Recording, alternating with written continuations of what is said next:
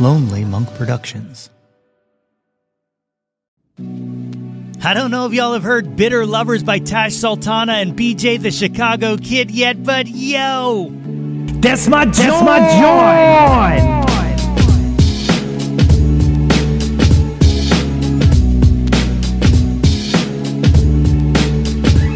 Hey yo, displace the guilt. What's good, friends and family, neighbors near and far? Welcome to an all-new episode of the Yo, That's My Jawn podcast. The podcast, website, brand, movement, way of life dedicated to the embrace and championing of your passions. I'm your host, Nate Runkle, a.k.a. the human Johnstown Flood, a.k.a. Nate 3.0. Back at it again with yet another episode of the podcast. As always, I hope this podcast finds you all in good health and in good spirits.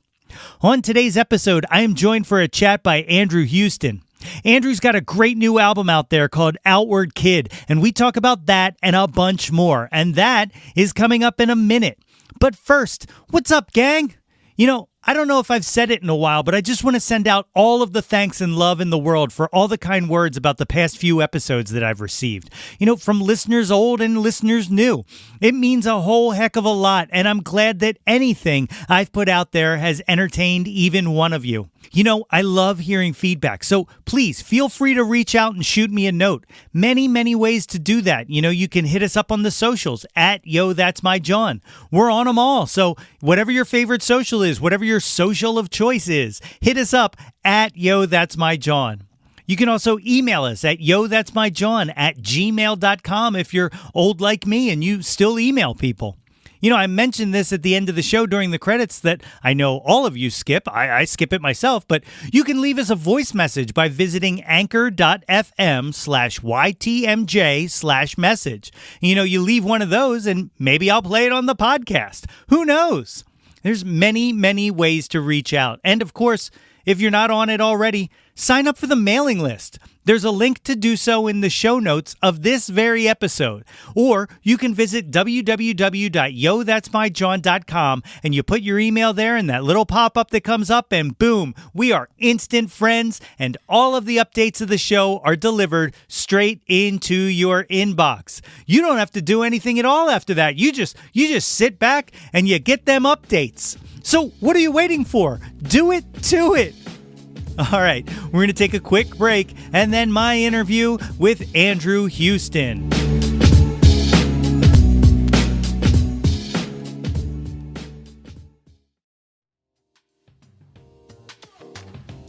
Yo, That's My Jawn is brought to you by Liquid IV. Guys, it is festival season. And you know me, I love a festival. And the secret to enjoying a festival is to stay hydrated. Liquid IV has you covered while you prep before, power through to the headliner, and recover after the weekend. Liquid IV hydrates 2 times faster than water alone with 3 times the electrolytes of traditional sports drinks. Man, I love Liquid IV. It comes in a convenient packaging and it's tasty. When you see me at the Exponential Music Festival this fall, you know that I will have Liquid IV on me. And it comes in 12 delicious, refreshing flavors to keep your hydration routine exciting. All right, strawberry used to be my favorite, but they have this new one. It's strawberry lemonade and it is a banger. 1 stick of Liquid IV in 16 ounces of water hydrates you 2 times faster and more efficiently than water alone. It's non-GMO and free from gluten, dairy, and soy. Liquid IV believes that equitable access to clean and abundant water is the foundation of a healthier world. So Liquid IV partners with leading organizations for innovative solutions to help communities protect both their water and their futures. To date, Liquid IV has donated over 39 million servings in 50-plus countries around the world. Okay, and you can get 20% off when you go to liquidiv.com and use the promo code YTMJ at checkout. That's 20% off anything you order when you shop Better Hydration today using the promo code YTMJ at liquidiv.com. Do it, and let's get our fests on. My guest today is a Philly-based singer-songwriter who has cut his teeth in area bands such as the Tisberries, Calico, and the Describers, just to name a few. On July 14th, he released his fourth full-length album, Outward Kid, a 10-song collection that, in his words, draws on, quote, learning how to deal with death, finding the positives in grieving, and growing into life rather than trying to dull it. And it features contributions from Tyler Assay and Doug Keller of the Tisberries. Folks, it is my honor to welcome to the show, Andrew Huston. Ladies and gentlemen, I am joined today by the great Andrew Huston. Andrew, thank you for joining me on Yo, That's My Jawn. Thanks so much for having me, man. I'm really happy to be here. Yeah, man, I'm excited for this conversation. The new album, Outward Kid, is phenomenal, and I can't wait to get to talk to you about it and all that good stuff. But before we even get to any of that, let's I always like to jump in the Wayback Machine, you know, and let's hear a little bit about where you grew up. Tell me a little bit about a childhood Andrew. Okay, so I'm from Bucks County, Langhorne area. I grew up there, went to Neshaminy High School. And I moved to Philly. I went to Westchester University for school, which is where I've met a lot of my good core friends that I have now. And I've been living in Philadelphia now for the past 6 years, I believe. Okay. All right. What years were you in Westchester? I used to hang out there. I didn't go to school there, but I hung. So I went to school there from 2012 to 2016. Okay. A little after. I'm an old man. I don't know why I thought I was. We used to, but I had a acoustic duo. We were called the Impact Players, and oh, nice. We used to play the Kildares in Westchester all the time. Okay, back in the day, and cool. Then, 15 North, and then when that became whatever it became after 15 North, we played there a bunch. That was our old hang. Nice, that's awesome, man. I think when I went there, the main place to play music was Fenario Coffee House. Okay, I don't know if you're familiar with there, but I remember that going to the open mic there and doing smaller local music shows there and whatnot, which was cool. Well, that's awesome. So when you were a kid, what kind of music was playing around the house? Well, first of all, my dad, I think probably he introduced me to Led Zeppelin and the Doors and the classic rock stuff. I think my mom is actually the first person who told me to listen to Nirvana. I remember her being like, you should check them out. I think you would really like them. It's so funny. My mom was the one who turned me on to Nirvana. Really? Yeah. Okay. Yeah. So, my parents have good taste in music. So I think that definitely plays into the stuff that I listen to today. Yeah. For sure. What, were you into music a lot as a kid or? Oh, yeah. I started playing the drums when I was 11 or 12, I think. And from that point on, my basement has always been God bless my parents because the walls were shaking every day, every night. My friend, my house was the jam spot, so my parents would let my friends bring over all their instruments and stuff and kind of just let us rock out, do our thing in the basement. So that's one of the things. That's one of the things that I always respect about, especially drummer parents, but the parents of the person who had the jam spot because my buddy Scott was our drummer and we were always just obnoxiously loud and not good, and they never once complained or yelled or anything, I guess they went outside and tuned it out until we were done, and then I will forever be thankful to them for that for sure. Yeah. So you started playing at 11. Were you taking lessons or were you playing in school at all? Yeah, I started out taking lessons from this guy Buddy Deppenschmidt. He's an old jazz drummer. So I started taking lessons from him, and he really helped me think differently about music and how to go about playing it and understanding it. But I did play. I was in the school band and stuff like that, the marching band and whatnot. So me too. All around, I was jamming with my friends at night, and then the next day I was at orchestra rehearsal or whatever.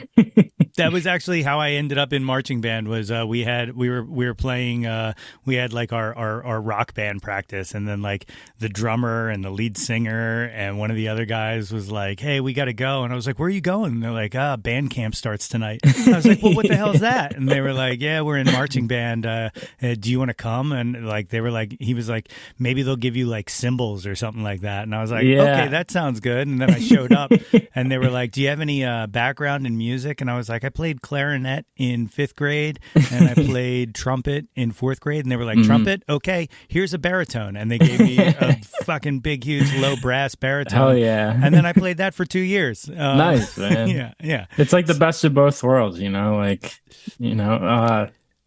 I remember like my band teacher becoming like incredibly frustrated with me because I would like never learn the wheel of thirds or whatever, like the music theory wheel. Like, Yeah. I can never fully grasp the concept, and it like drove me nuts. Yeah. It's crazy though, but like I feel like being in marching band taught me so much about rhythm and tempo, just from like and like I still catch myself sometimes when I'm playing shows marching in step, like because it's ingrained in there, like.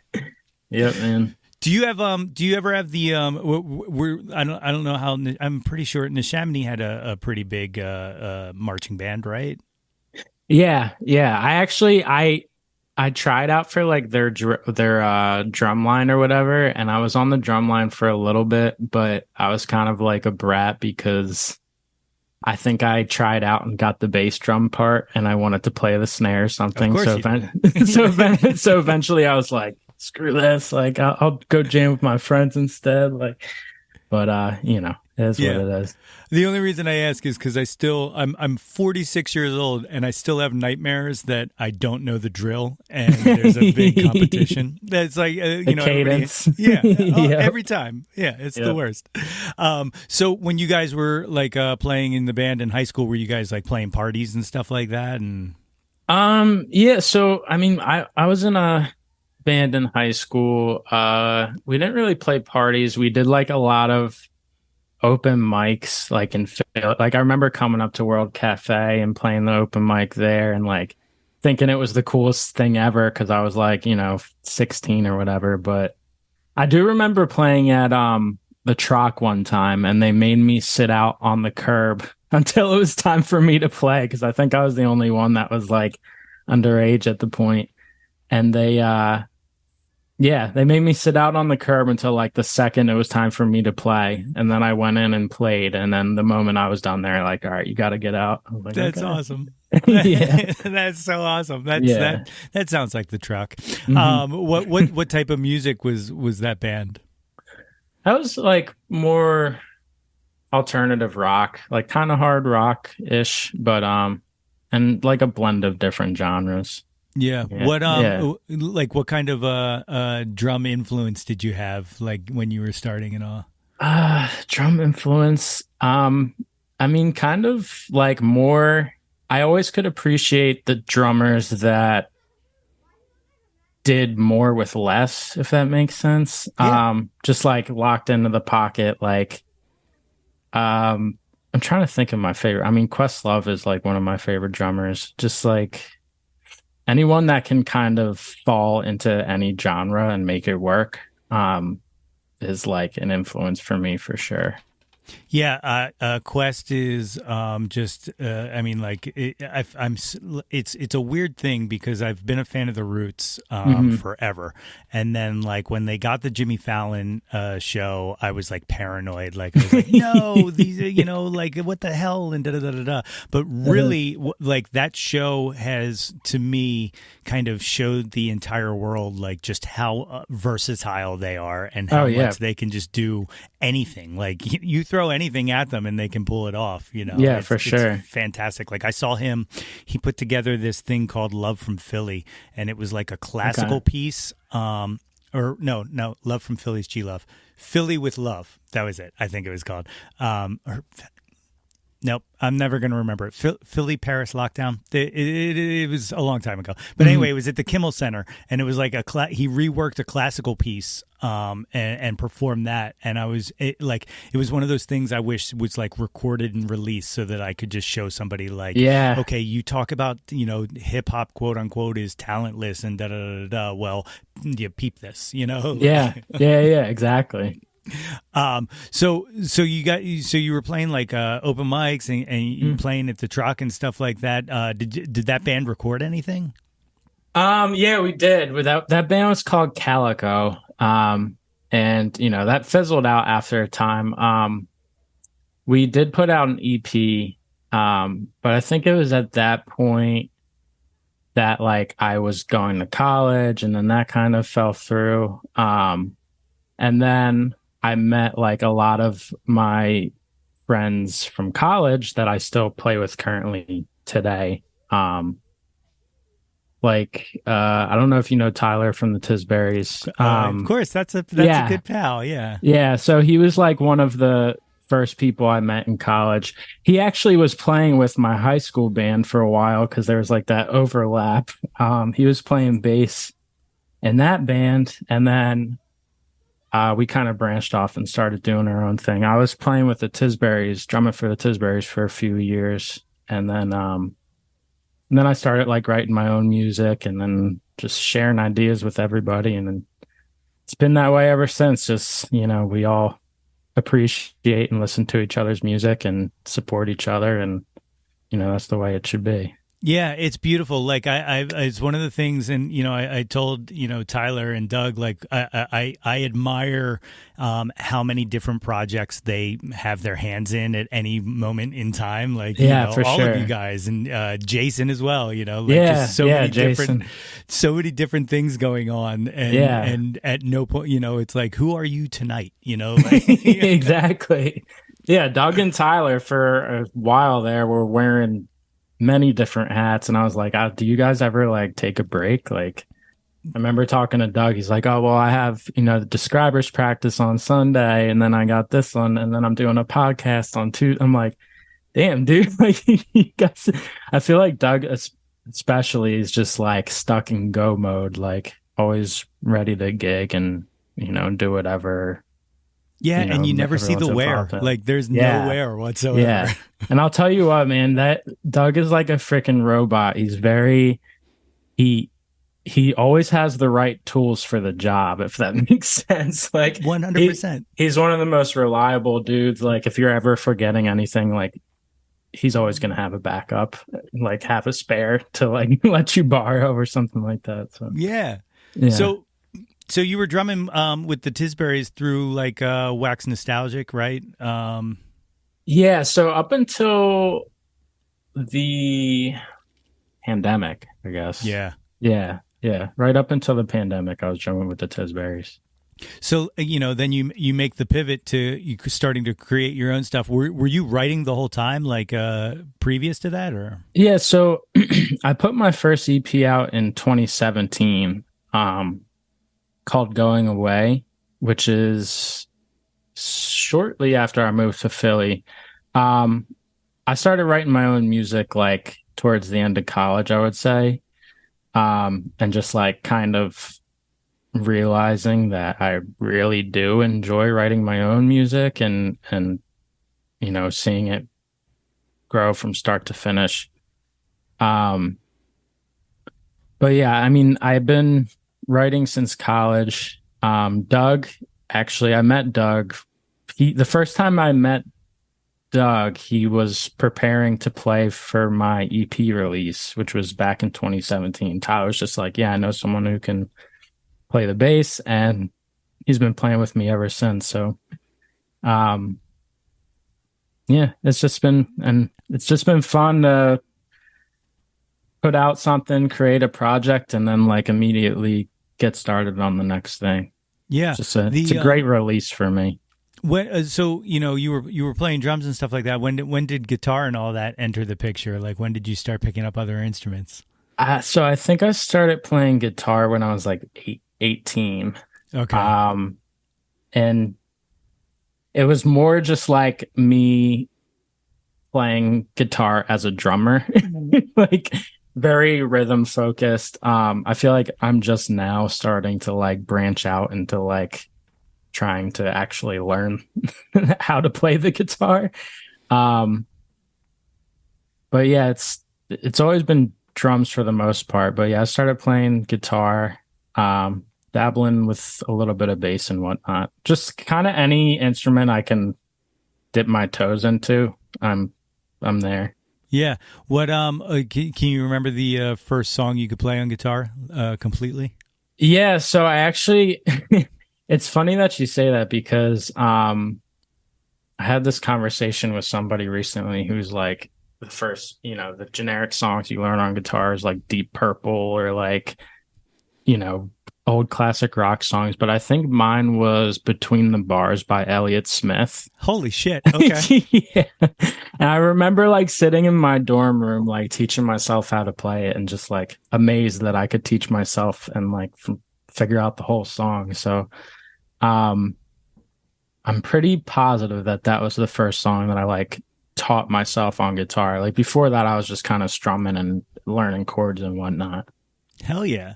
Yeah. It's funny. I love asking that question. I talked to Huston Kelly, not on the show, but at a Q&A once, and I asked him that question, and he was like, I think it was like maybe like Blink 182. What's my age again? And I was like, oh, respect. And then he like paused, and he was like, all right, I'm totally lying. I know what it was. It was Outside by Stained. He's like, I just didn't want to admit it, and I was like, oh, that's great. That's awesome. My first song was Unsung by Helmet. And Okay. I swear that that's not like some kind of like hipster thing. It's just that it's in drop D and it's super easy. Oh yeah, man, that's awesome. So you start writing your stuff and you put together Going Away. Like did you have like a conscious effort of like, okay, you know what, now I want to just start doing my own thing, like yeah, I mean, I've always liked doing my own thing since then. Just because I feel like I have so much going on in my head that like it's kind of impossible for me to like just go about my business without needing to create something. So it's been nice to do that. I do wish now that I still had a band to play. Like I need to find somewhere to go play the drums because I really miss playing the drums. But it's always been nice to kind of just be involved in both, like writing and recording my own stuff.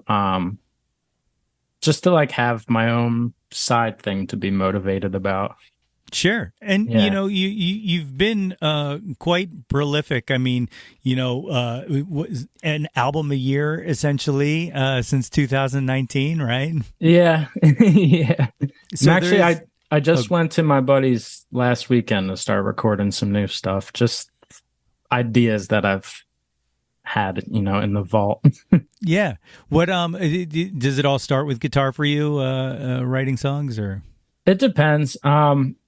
A lot of the times like a melody will just come into my head, and I'll just like quick make sure to record it on my iPhone so I don't forget. But yeah, it's usually like a melody that comes to my head, and then I'll write a riff around it. I think I've been working recently with like especially being able to record at home. I think has been helpful in writing because I can kind of like put it down and then write from there rather than thinking it through and trying to come up with it all in the moment. So I definitely think that's been helpful. But yeah, I would say like normally it's the melody first, then I'll come up with a guitar riff and then go from there. Yeah, that's awesome. The I read in doing my half-ass research that I do, that Flower was a quarantine album. Yeah, yeah, yep, that was a quarantine album for sure. It's amazing to me how much awesome shit came out of such a dark time. Yeah, seriously, man. Speaking of Jason McGovern, I recorded that all like in my apartment, like on my little what's the word for that? The thing that you record on. I'm having a brain fart right now, but like he was involved in that project too, because I would record the tracks and then send it to him, and then he would mix it and master it and stuff. So it was nice to still connect with people on that level during the pandemic, especially doing something that you love. Yeah. Oh, 100%. I mean, like, it's probably no secret, especially to people who familiar with the show and listen to it, but that's how this all got started. And it was really just like I was going nuts in my house and I needed to talk to other people, you know? Yeah, for sure. I hear you, man. Yeah. So, you know, you got you got to the latest album, Outward Kid. And how long was the like, when did you start kind of writing and working on that? That actually, I would say I started on that, writing those songs last summer, probably about last July. And I think I started recording in October. And then I finished, like, I wrote an extra handful of songs, like, in during the recording process to, like, round out the entire album. But yeah, I would say probably like a year, a little bit over a year. Yeah. So, you know, one of the things that, you know, you kind of talk about with the album is kind of, you know, examining kind of darker, you know, topics and stuff like that. Where was the urge to kind of explore that? Where did that come from?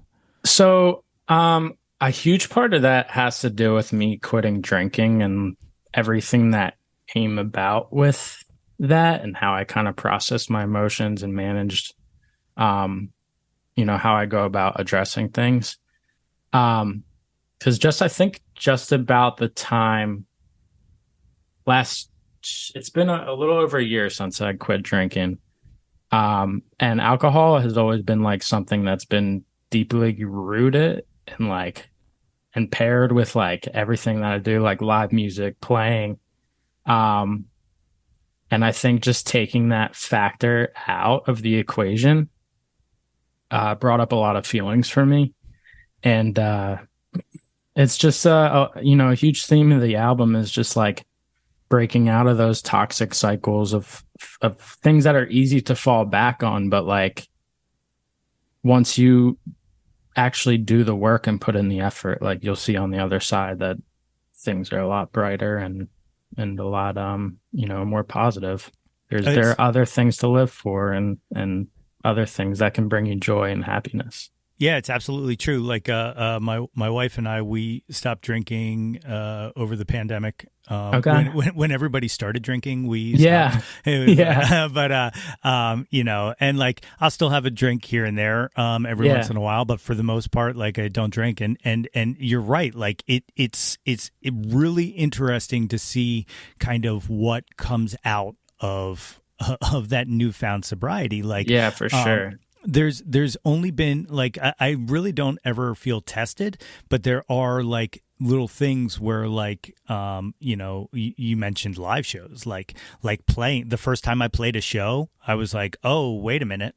Like, you know, it was like a moment of like, oh, can I do this sober? I don't know. Like maybe I made the wrong decision. And then oddly, Phillies games gets me too. Like I'm just that makes sense, man. Like I'm like I kind of feel like I'm supposed to have beer here, but I don't. But it's like the perfect storm of factors at a Phillies game that would make you want to drink. I think. And everybody else is wasted is also a big portion of that, you know, for sure. But I will say that like one of the things that I found so helpful has been the fact that they now make non-alcoholic beer that doesn't taste like shit. Yeah, I agree, man. I've like every once in a while I'll be out like with my friends and they'll be drinking and I'll see they have like an IPA, non-alcoholic IPA. I'm like, it's not half bad, you know? But seltzer water pretty much gets the job done for me. Seltzer and lime, but that's perfect. It's perfect. So that was like a year ago. So is right around the time when you started writing this, or did you have time to kind of decompress before writing it? So yeah, these songs are actually like some of the ones I'm most proud of, because it was like once I stopped, and you know, the album's not 100% about me quitting drinking, but it's about, you know, I had a friend that passed away, my grandmom passed away, which is has a lot to do with that album and as well. Um, I will say that I am proud of these songs because I'm pretty positive that like every song I've written before this album has had alcohol involved in one way or another, like in the writing process, the recording process, and just the fact that, you know, I wrote all these songs completely sober, and like these songs are probably the most meaningful to me so far. I think that says a lot. Yeah, Sure. absolutely. And you can hear it. Like you can definitely hear like kind of I don't want to call it pride because that makes it sound weird, you know, Hmm. like pride is supposed to be bad, I guess. I don't know. But you know what I mean? But like you can hear like kind of the sense of ownership and understanding and like the realization that you know are presenting your kind of purest and truest self. Yeah, for sure. Yeah.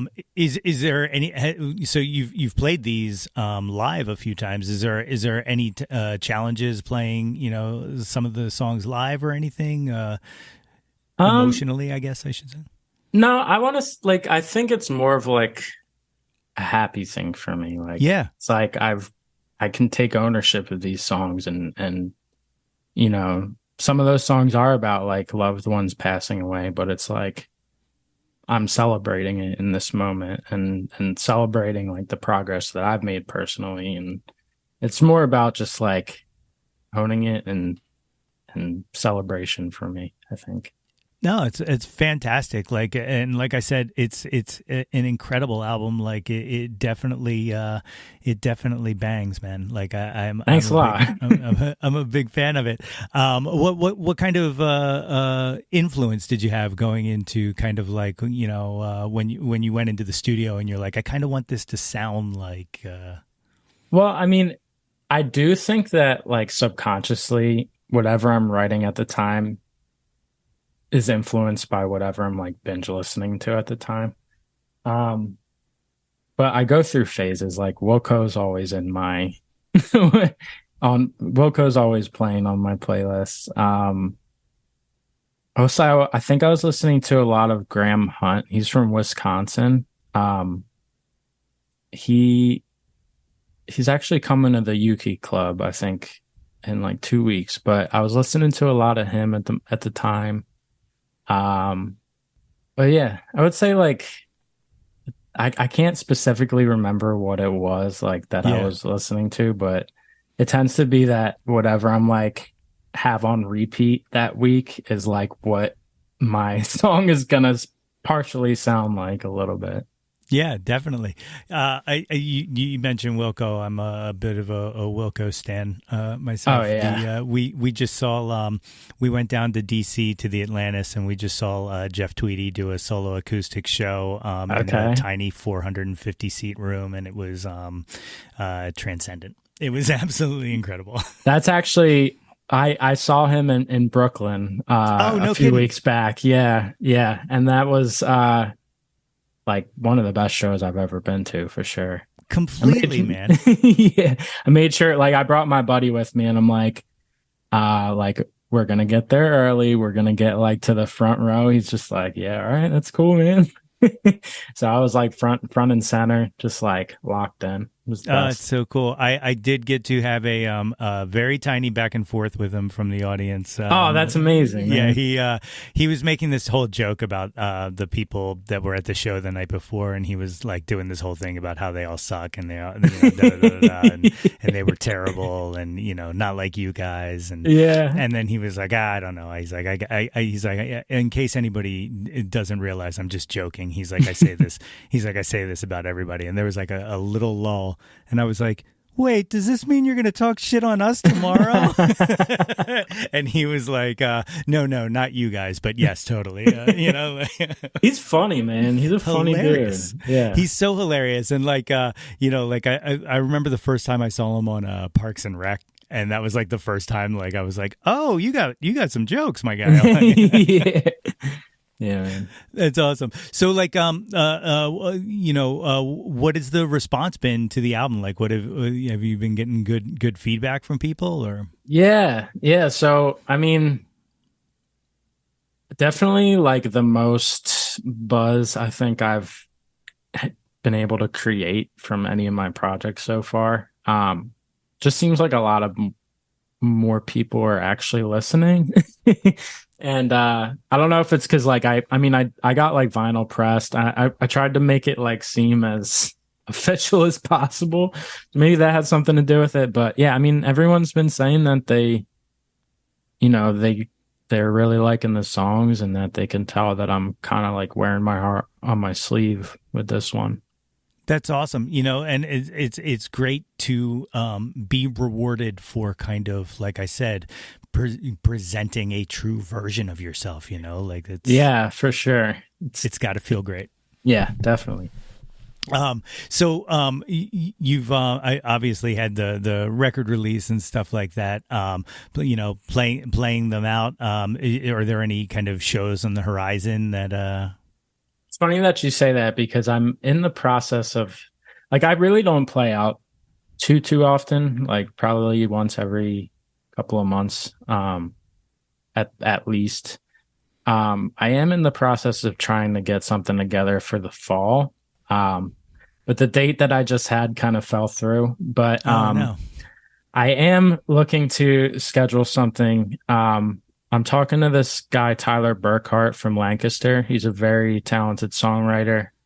Just like everything I listen to from him is like I'm a fan of, which is how I ended up talking to him anyway. But trying to get him on the bill, and I'm gonna be trying to find one other person. But hopefully in like October, November. Yeah, I try and have one like once every few months, just so that I'm like not getting too burnt out, and yeah, people will be more willing to show up too. Definitely. Yeah, you can't pollute the market with too many shows because you just wear it all thin. Mm-hmm. Are you still jamming with other people and stuff like that, like in other projects, or? Not necessarily at the moment. I did. I mean, this was like a year ago. I did have an opportunity to play a show at the Tisburys. I think this was last summer, but like they just needed someone to fill in on drums, so that was fun. But I mean, I'm looking to find an act to drum with, or I think I'm just gonna start going to the Grape Room open jams again, like every week, just so I can like kind of get that off of my chest. But yeah, nothing at the moment. Right on. Well, folks listening, you heard that. If you're looking for a drummer, if you're looking for someone you want to do some work with. Yep, I'm your guy for sure. That's so cool. The so you mentioned you got the vinyl. Did you have any production issues with that? Has that finally, like, that ship finally righted itself? Because I know for a while it was like really, really hard to get a project pressed. So I went through Studio 4, which is like, they're pretty legit. So like I don't really think we ran into any issues. They were real good at like streamlining the process and being very good at communicating everything. Yeah. So fortunately, I think I don't really have a reference point, but my process seemed relatively smooth.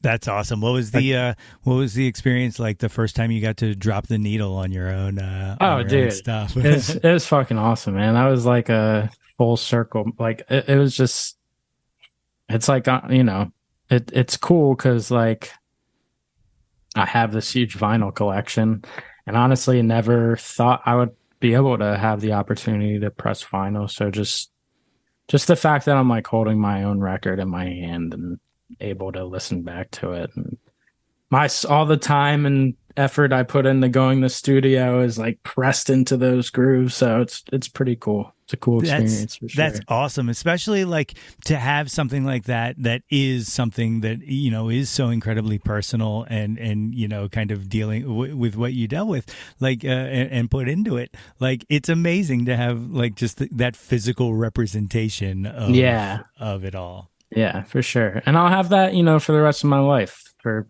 give to my kids or whatever, my future family members. And it's just something nice to have. Yeah, I gotta get my hands on a copy of it. I'm sure. a big vinyl guy. I'll throw some money your way and have you ship one out. Hey man, yeah, just let me know. Send me a message. It's so cool. At this time, you want to go through my jauntlet, my questionnaire? Absolutely, yeah. Let me pull up. I actually wrote down my answers here. Oh, cool. I didn't forget anything. This is my fun time thing. This is the 20 questions that I ask every guest. That starts with the first 10 of the one hit wonders. Number 1, Billy Joel or Elton John? I got to go with Elton John on that one. Yeah. I like that. Okay. I like his swag a little bit more than Billy Joel. Okay, respect. Yeah, respect. Number 2, Debbie Harry or Joan Jett? I said Joan Jett for that one too. Right on. I always commend people when they pick Joan Jett because she's local. So like it's like giving the local love. Yeah. Otherwise, you get the side eye. Number 3, Aretha Franklin or Tina Turner? That one I have Aretha Franklin. Yeah. I like that. That's a no-brainer for me personally. I don't know if you've been listening to WXPN today, but for Throwback Thursday, it's been today's Aretha's Day, and they've been playing like a lot of like live stuff and all. But they played her doing a cover of "Nothing Compares to You." Okay. And it's like super jazzy, and I had never heard it before, and like it became an immediate earworm. Like I was just like, well, how did this exist? And I never knew about it. Like I need to add this to my next playlist or something. That's amazing. Like that. It's really great. Thank you, XPN, for that. Hell yeah. That always happens to me when I'm listening to XPN. They tricked me into liking Bruce Springsteen one time, I think. It's so funny. You know, I went my entire life hating Bruce Springsteen. And then, much like the Grateful Dead, one day I found out that it wasn't that I hated them, it's that I hated people who told me that they loved them. You know, like,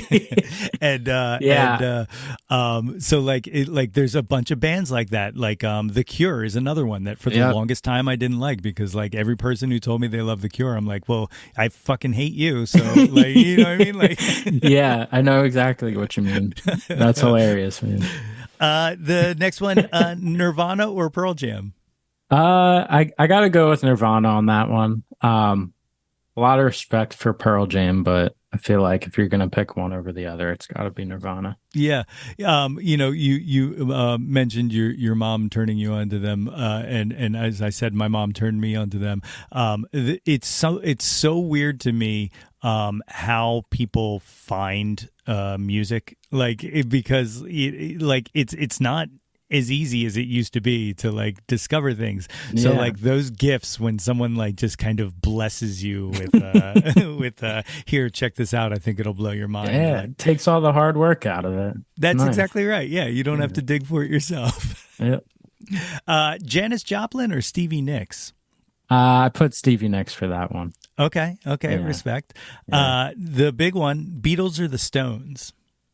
I gotta say the Stones. Hell yeah. I appreciate the grit over the Beatles, you know? Yeah. It's just a little more my speed, my style. Yeah, you know, the folks at home are probably sick of hearing me say this, but like the Beatles to me were like a bunch of geniuses who just happened to play music together for a very long period of time, or a very short period of time. Yeah. But to me, the Stones are just like a band. Like when I think about a band, like it's the Stones. I know what you mean, man. And here's a funny story for you. We talked about Questlove earlier. Some dumb, really, really dumb person one time, I used to post on Questlove's message board, and this dumb was like, hey, on the Seed 2.0, you got like a John Bonham thing going on. And like I replied to the guy and I was like, he's not doing Bonham, he's doing Charlie Watts. And Quest replied to it and he was like, 100% the Seed 2.0 is me doing my best Charlie Watts. That's amazing. So there you go. There's a little Stones Questlove connection for you. That's awesome, man. I always got to bring it back to Philly somehow. Yeah. The last one of the one hit wonders, Bohemian Rhapsody or Stairway to Heaven? I got Stairway to Heaven for that. Yeah? Yeah. It's another story. I'll actually probably cut this because I think I've told this story probably 900 times on this podcast. But the joke is always the guitar store guy playing "Stairway," from Wayne's World. Yeah. But for me, my song was always "Over the Hills and Far Away." So Okay. when I used to work in a music store when I was in high school, and some guy came in and asked to see the 12 string from behind the counter, and I handed it to him, and he like flawlessly started playing "Over the Hills and Far Away," and I was just like mesmerized. And like ever since that moment, I was like, "That's gonna be my thing." That's so funny, man. The next section is the top 10 countdown. In this, I use Jawn. It can be whatever you want it to be. Obviously, you know what fucking Jawn means. I don't know why I'm trying to define it to you, but it doesn't have to be music. It can be anything. So number one, what was your first Jawn? What was the first thing you were obsessed with when you were younger? So I actually put this as a since I figured the term Jawn was up for interpretation, I put the first and current Jawn as the guitars that I'm playing. Yeah. So I put my first Jawn was a Stratocaster. Nice. And then the one I'm rocking right now is a Fender Jazzmaster. Yeah. So you're definitely a Fender guy. What is it about the Fender that just feels good in the hands? I guess just reliability. Yeah. Yeah. But first Jawn that I was ever like obsessed with was skateboarding for sure. Yeah. Yeah. Were you good? I was okay. My friends were better than me, but I wasn't afraid to send it, Yeah. afraid to hurt myself. I was a guy who skated like everywhere when I was younger and could not do a single trick. Like it was a mode of transportation for me, and I hung out with all these people who were phenomenal skateboarders. But I remember I tried a small little tiny quarter pipe one time and fell and was like, never again. Tried to drop in. Yeah. Oh, yeah. That was the first time dropping in is like a horrifying experience. And you almost always fall back and smack your head on that. Yep. Bingo. That's exactly it. Yep. I will say the current thing that I'm obsessed with now is fishing because I can't skateboard anymore. Yeah, I love to fish. I feel like since I quit drinking, like I've just like my love for fishing has gone through the roof, and I don't know if it's probably just being outside and I get to hike around with my friends who that go fishing with me and stuff. So that's awesome. Have you fished your whole life, or? Yeah, I have. But as of recently, like I think I'm going like probably like every single weekend just to. Dude, that's awesome. Do you have a favorite spot? I like Wissahickon a lot. The Schuylkill River is it's okay. Catch some nasty fish out of the Schuylkill River. Yeah. But yeah, more of those like pretty like hiking spots where you can kind of walk around and take in all the nature and whatnot. That's awesome. Yeah, I was obsessed with fishing in my 20s and kind of got out of it, and only just recently started fishing again because my wife's grandmother owns a bait and tackle shop on the Hudson River. So nice. So like when we go on vacation in Cape Cod and stuff like that, we'll go out fishing and all, and it's just like it's the best. Like if you can just find the serenity to just kind of sit and fish and just hang out with people you love and people you enjoy their time with. There's nothing better. Yeah, I agree wholeheartedly. I think that's why I love it so much. Hell yeah. Number 3, what was your first concert? What was the first live show you saw? Okay, so the first show I ever saw, I was in 7th grade and I saw the Red Hot Chili Peppers. Nice. That was their Stadium Arcadium tour. I remember that. Where was that at? I think that was at the Wells Fargo Center. Okay. Yeah. Okay. You know what? I can't remember if that might have been the first time I ever saw them live as well. Okay. Like, I think was that like right when John Frusciante came back, I think, or yeah. Okay. I'm pretty sure Mars Volta opened for them. I could be wrong, but okay, yeah. Oh, that's cool. Yeah, that was a good show, man. That was great. Yeah, so my little seventh grade brain was like sitting there all giddy, just like taking it all in. Everyone was going crazy. It was a good So time. cool. Yeah. Number 4, what was the last live show you went to? What was the last concert? So the last concert I went to was actually last week. I went to see Fish for the first time, which is Oh, like, yeah? yeah. I went with my cousin who's seen them like 90, I don't know, 95 times, like no exaggeration. Like he's a Fish head for sure. But it was a good time. I didn't really know what to expect, but I think I had a really good time, and I would go see them again for sure. Yeah, my first the first time I ever saw Fish was 94, and Okay. it was at the Man Music Center, and Oh, cool. and it was like a top 10 concert of all time. Like, and I was not even a fan at the time. Yeah. I was like just kind of casually, like, I had a friend who was same thing. Like, I had a friend who was an obsessive, and he was like, "You're going with me to this show," and I was like, "Yeah, I mean, they're all right or whatever." And then like, by Yeah. the end of the show, I was like, "This is now my life." Yep. They started playing Fluffhead. I was like dancing like I've been listening to him for the past like 20 years. Yeah, man. Hell yeah. It's a good time. That's awesome. Number 5, what was your favorite concert? What was the best show you've ever been at? So this is tied. This is between the Jeff Tweedy show that I saw recently and Kendrick Lamar, who I saw a year ago, I think.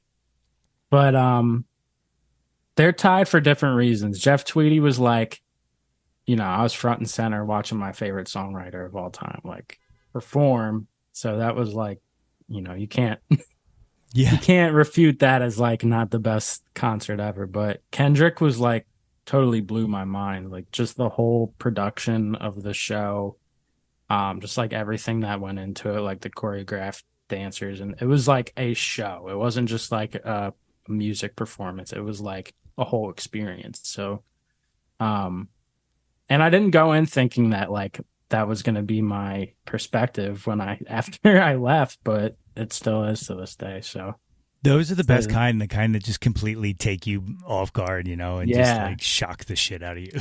Yeah, it was awesome. That's cool. Number 6, who have you never seen live that you wish you would have? They could be living or dead. So I really still want to see Radiohead live. I had tickets to see them when I was in high school, and my high school graduation was rescheduled because of rain, and the rain date fell on the same day that I had tickets to see Radiohead.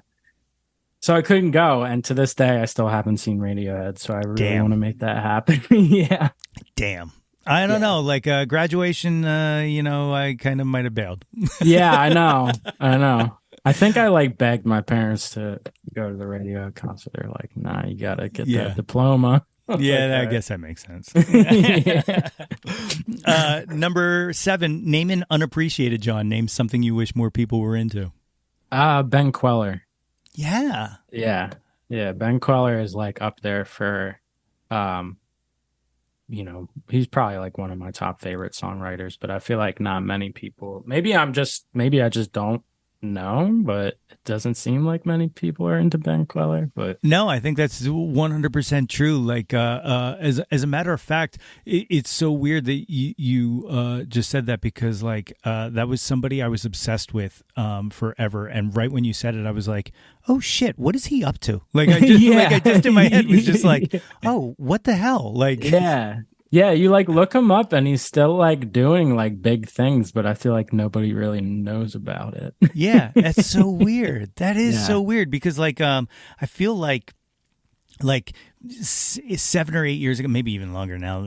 Time is so weird to me. I count the pandemic years as like 1 year, even though it was 2.5 or whatever. Yeah. But however long ago it was that I was like constantly well, I still had my iPod, so it had to have been a very long time ago. But but yeah, it's so weird that somebody like who was like everywhere, like XPN and stuff like that played him a bunch and all, and now like I said, I just literally was just like, well, fuck, now I'm going to have to finish this and go see what he's been up to. Like, yeah, exactly, man. I don't know what he's up to right now. I should find that out too. Good answer. Great answer. Yeah. Number 8, what's your favorite album? My favorite album is Summer Teeth by Yeah. Wilco. I think it's just because like my brother's friend when I was younger, like told me that I needed to listen to that album, and I like put it off forever.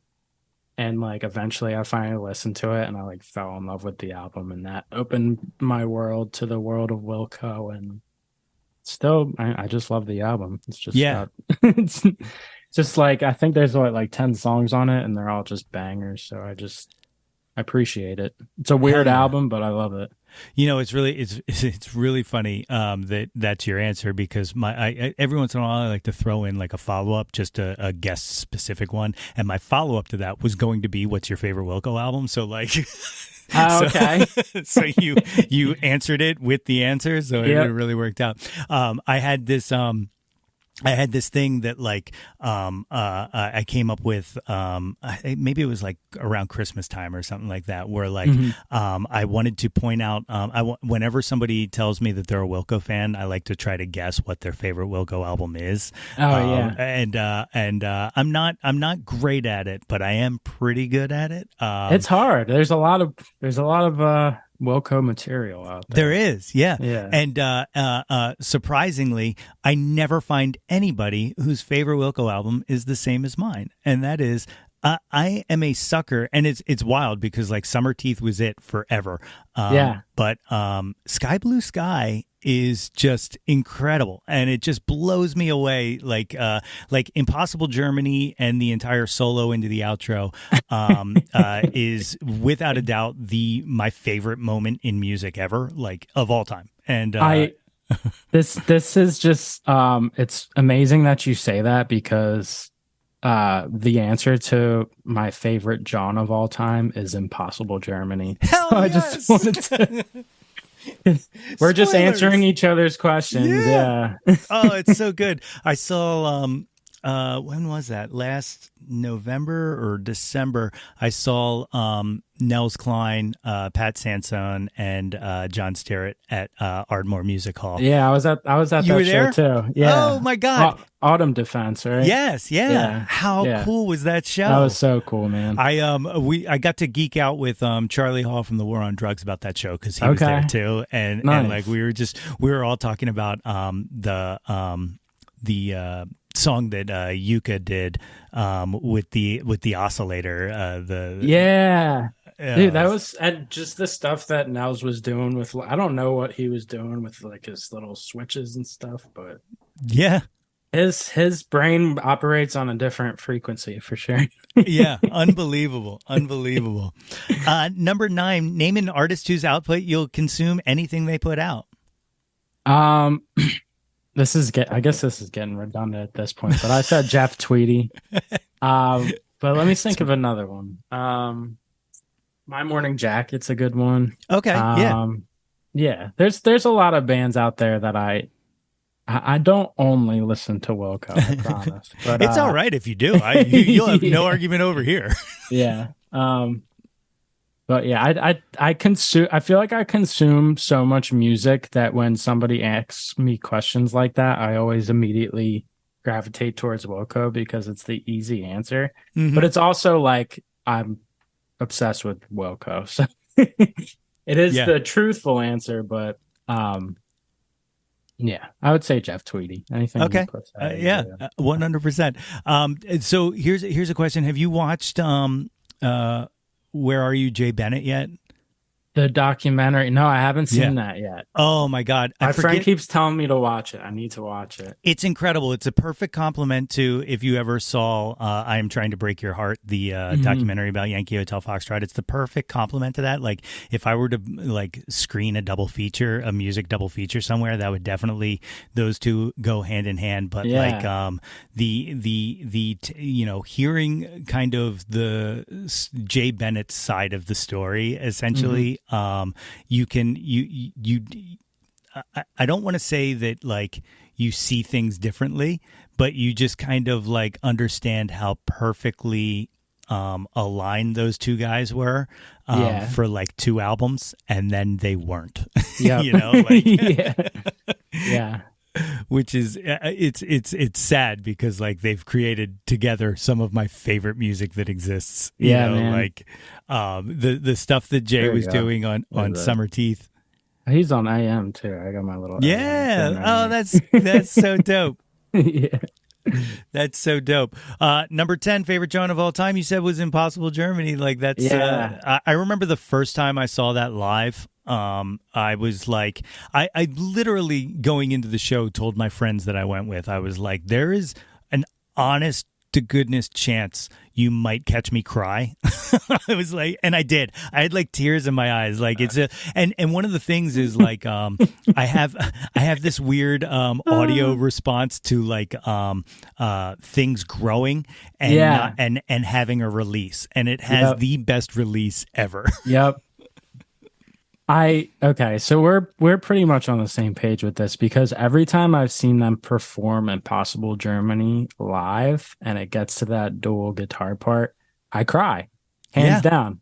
Every single time. I think I've seen Wilco 3 times, and every time that they've performed that, it's just like this response that I have no control over. So I totally understand. It's hilarious that you said that, because I was going to tell you the same thing. It does something to me, man. Yeah. It does. It's fucking a powerful piece of music. Yeah, for sure. You know, what's really funny is when we saw him in DC, he did an acoustic version of Impossible Germany, and it just didn't hit like that. Like, it was really weird. That makes sense, man. Like those I call them guitarmonies. Like, yes. Yeah, the guitarmonies are so fucking beautiful on that song. So I don't see that it would hit the same way just on an acoustic guitar. Like it started and I got really excited, and then I was like, oh, wait a minute. Like I was like, it's not evoking the same response. Yeah. I was like, oh, right. Yeah. Okay. It's the experience, not the song. Yeah. I got it. For sure. So you said you're working on new music now. Are you do you have like kind of a target to go in the studio and kick it out, or? So I mean, I recorded I have like 6 songs like tracked. So I'm kind of just going in with not really a plan. It's more of just like, I have these ideas and I want to get them down and I want to see them completed. I'm sure that I'll write like another handful of tunes like before I'm ready to put whatever it is that I'm gonna put out again, but not necessarily a real target. I mean, I get into these routines where it's like, if I go to the studio and I track out all the drums, it's like, oh, okay, well, 2 weeks from now, I want to make sure that I'm ready to go again and it doesn't have to be that way, but it's just like how I operate. How it works. Yeah. Yeah. Respect. So if these cool cats and kittens who listen to my show want to find your music or find more about you, what's the best way to track you down on the internet? So I'd say Instagram is a good one. I'm ahust1, ahust1 on Instagram. All my music's on Spotify, all the streaming platforms. I did put out a music video recently, actually. It's on YouTube. It's called Tip the Scale. It's a cowboy themed video. It's fun. I got to ride a horse for a little bit, which was cool. So you can check that out. I completely forgot to ask you about that, because I wanted to know whose horse that was. Like that's almost like a flex. You got a horse in your video. It was it was at this place called Wild West City in New Jersey. It's like an amusement park, and I ended up like having this idea for a cowboy theme. So the horse just came with the package. So I couldn't tell you the last time I've sat on a horse. So it was cool. It's a cool experience. That's awesome. Yeah. And the entire Western theme of the video is great. So definitely, if you're out there listening to this, check that out. It's a great video and a great song. Thanks, man. Appreciate it. Well, thank you so much for joining me here today. And not just that, but for an awesome conversation and for the awesome music that you create. Like the world is a better place due to the tunes you have put together. Thanks, man. So thank you so much. Thanks so much for having me, man. This has been like such a cool experience. Appreciate it. My many thanks again to Andrew for joining me on the show today. Outward Kid is available now on all major streaming services and is available for purchase on vinyl on Andrew's Bandcamp page at andrewhouston.bandcamp.com. And the Western theme video for his single Tip the Scale is up on YouTube. Links to all of those are in the show notes. If you haven't done so already, please be sure to subscribe to the Yo, That's My Jawn podcast, wherever you get your podcast from. And guys, it is never too late to get yourself a super awesome Jawn Scout Merit Badge for Citizenship of the World just by rating and reviewing us. Shouts out to Sharon Miller and Dave Mack just for joining us on the Jawn Scouts. Don't forget to visit www.yothat'smyjawn.com for articles, merchandise, and links to all of the previous episodes of this podcast. And while you're there, be sure to sign up for our mailing list to get all of the updates delivered straight into your inbox. Like us on Facebook at facebook.com/YoThat'sMyJawn for updates and live streams. Follow us on Instagram and Twitter at Yo That's My Jawn, and search Yo That's My Jawn on YouTube to find the Yo That's My Jawn YouTube channel. Like and subscribe the heck out of that ish. We want to hear from you. Reach out, and touch some Jawn. Thanks again for listening and for everything you guys do. On the next episode, I was blessed to be able to talk to one of the major inspirations for this very show. Someone I've been trying to get on here for over 2 years now, so you will not want to miss that one. #goals. Blue skies. Until next time, everybody. Hey yo, displace the guilt and embrace the pleasure. Your taste in music doesn't have to be... Yo, That's My Jawn is a Lonely Monk production written and produced by yours truly, Nate Runkle. Theme song by Phil Tyler Music featuring Nate 3.0. Special thanks to Fox Run Brands, DX Ferris, Andrew Scott, Natalie Runkle, and the incredibly brilliant and wickedly stunning Katie Daubney. If you or anyone you know has any ideas they would like to share or any guests they would like to hear on the podcast, please feel free to reach out to us at yothat'smyjawn@gmail.com. Or you can leave an audio message for us and possibly hear yourself on a future episode by visiting anchor.fm/ytmj/message. Until next time, be sure to displace the guilt and embrace the pleasure and shout to the world, yo, that's my Jawn.